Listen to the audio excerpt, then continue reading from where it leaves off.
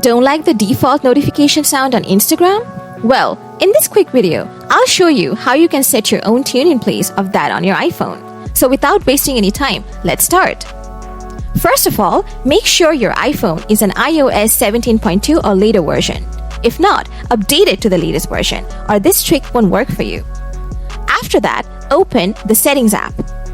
Then, tap on Sounds and Haptics. After that, tap on Default Alerts. And then, select the notification sound you like from the list here. You can also purchase and download tones from the Tone Store.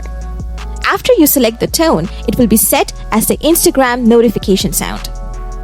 So, that's how you change the Instagram notification sound on your iPhone. If the video was useful, smash that like button. Want to level up your Instagram game?